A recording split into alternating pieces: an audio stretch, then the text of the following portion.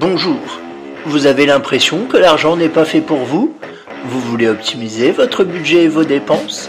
Vous êtes souvent à découvert et vous souhaitez améliorer votre vision et votre gestion de l'argent? Alors, bienvenue sur Budget, le podcast qui t'aide à gérer concrètement ton budget. Définition, réflexion, technique, je vais vous donner mes clés pour dépasser vos croyances limitantes liées à l'argent et pour optimiser votre budget. N'hésitez pas à vous abonner et à partager ce podcast.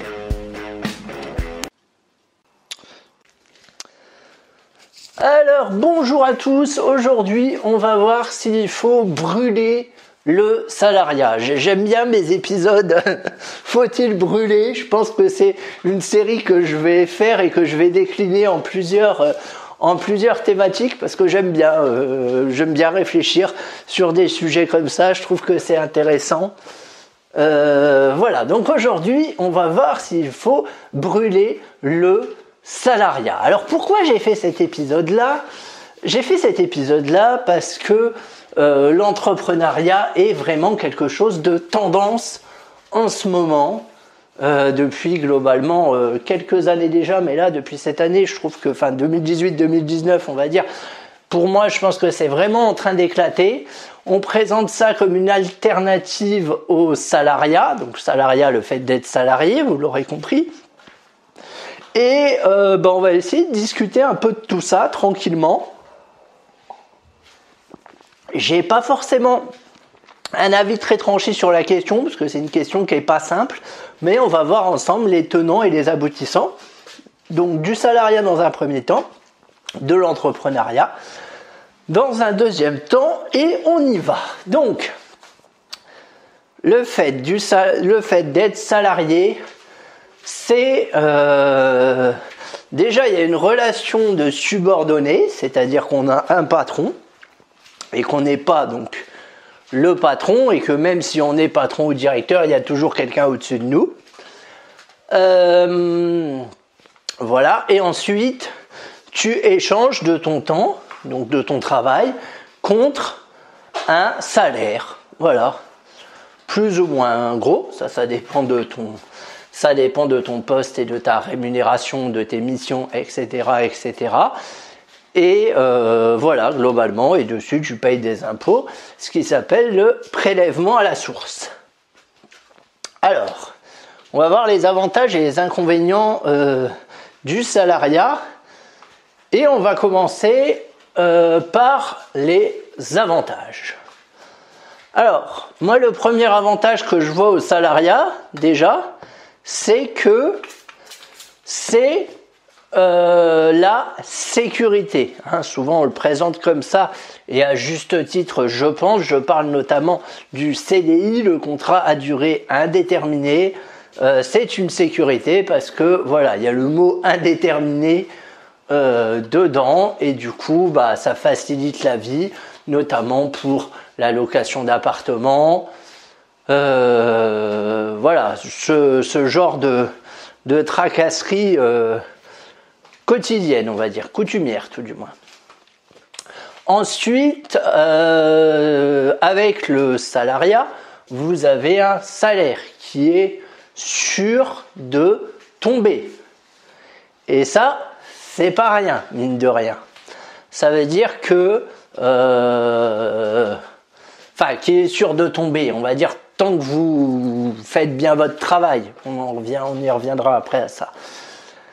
Ça veut dire que tous les mois, vous êtes sûr d'avoir quelque chose, souvent la même somme qui revient de mois en mois, donc c'est plus pratique effectivement pour tout ce qui est comptabilité et tout ça, et vous êtes sûr d'avoir quelque chose qui tombe à la fin du mois.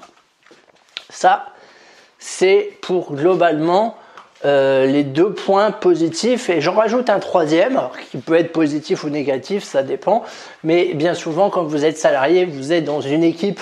Ça veut dire que vous n'êtes pas tout seul, ça veut dire que vous avez des collègues, que vous avez un chef, et dans certains cas ça peut vous rassurer d'avoir un chef, parce que mine de rien, vous n'êtes pas tout seul aux commandes. Vous savez que si jamais vous faites une boulette, il y a votre chef qui sera là pour vous dire attention, là il y a du relâchement, ou voilà, ça c'était moyen, la prochaine fois tu pourrais faire comme ça, et tout ça. Et vous avez des collègues avec qui vous pouvez échanger, aussi bien sur votre boulot que sur votre vie perso, etc., etc. Ça dépend des collègues. Alors bien évidemment, là je présente ça sous un angle un peu idyllique, mais bien évidemment, on va d'ailleurs passer aux inconvénients tout de suite. Ah oui, dans les avantages, des fois, vous avez des avantages en nature comme des tickets resto, des cantines. Des primes, voilà, des choses comme ça. C'est important de l'avoir en tête également. Alors, l'histoire du patron et des collègues, c'est aussi bien un avantage qu'un inconvénient. Ça dépend notamment des personnes forcément que vous avez en face de vous, parce qu'il y a certains patrons qui sont relativement malveillants. Alors je suis pas anti-patron, donc je ne fais pas une généralité, loin de là, mais ça existe. Pour les collègues, pareil. Le salariat, ça peut conduire à des burn-out. C'est quand même, mine de rien, échanger son temps contre de l'argent. Donc voilà. Faites un rapide calcul, vous travaillez 5 jours, vous avez 2 jours de repos et vous avez 25 jours dans l'année, un peu plus si vous êtes aux 39 heures avec les RTT.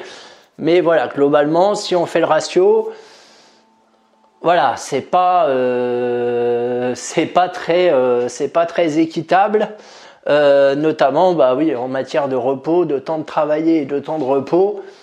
Des fois, on aimerait bien que ce soit l'inverse et que travailler 2 jours nous permette d'avoir 5 jours de repos. Mais c'est pas encore le cas et je pense malheureusement que ça ne le sera jamais.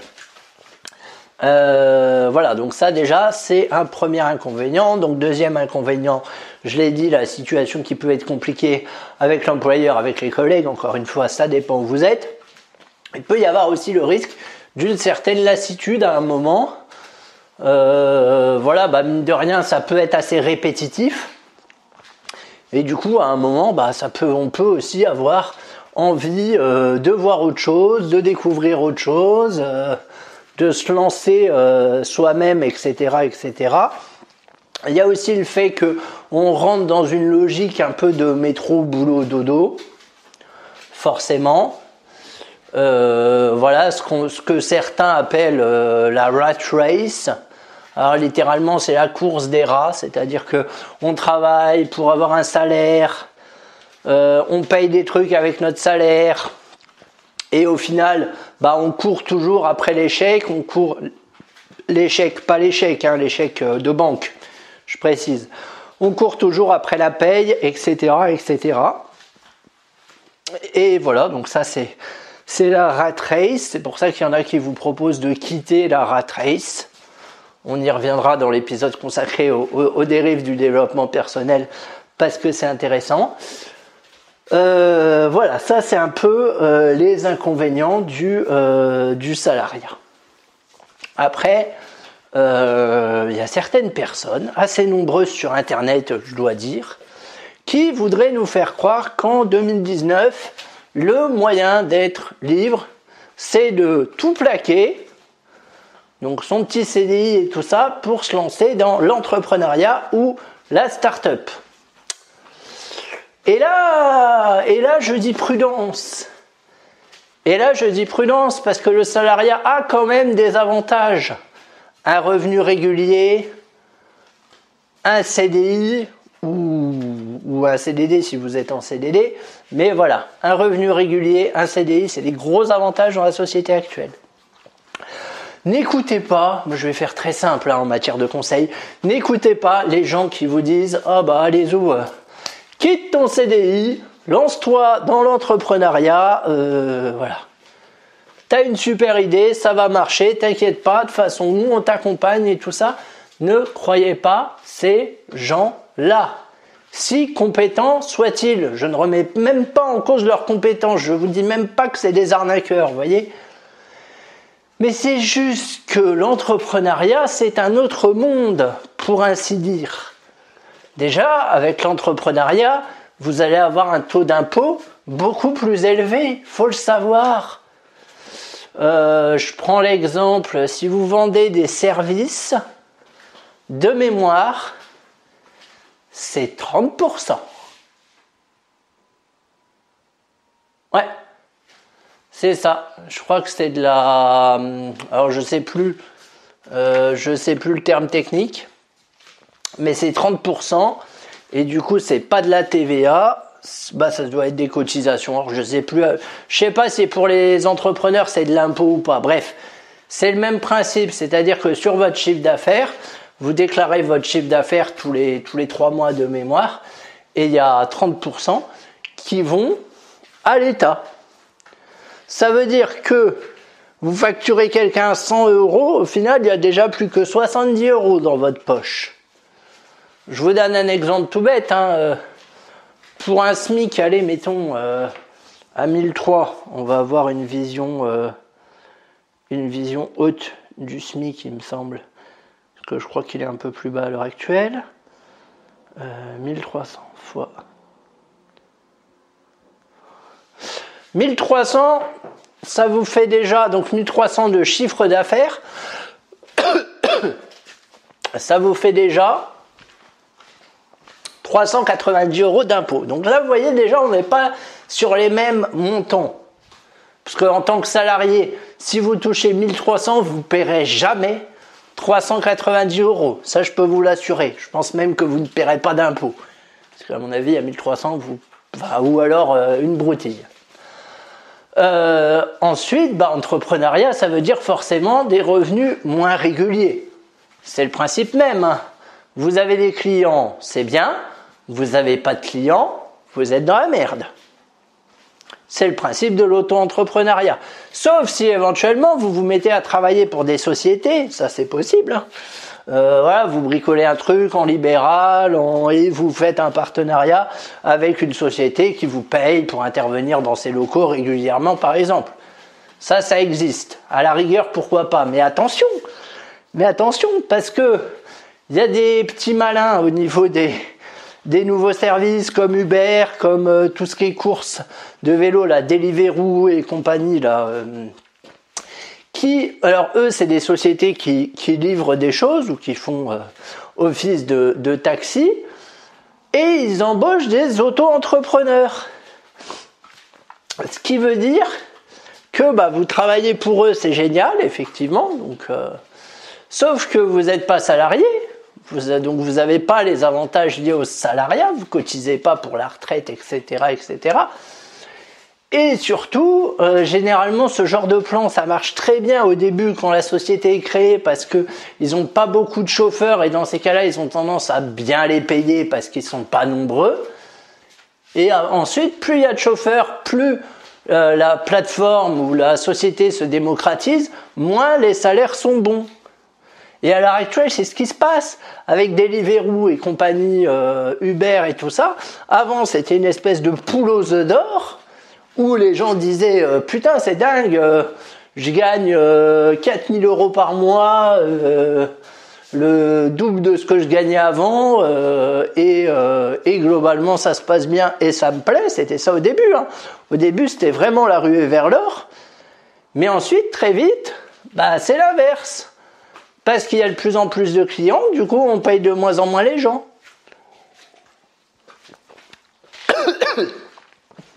Désolé. Donc voilà, faut se méfier avec ça également. Pour autant, est-ce que tout est acheté dans l'auto-entrepreneuriat? Non.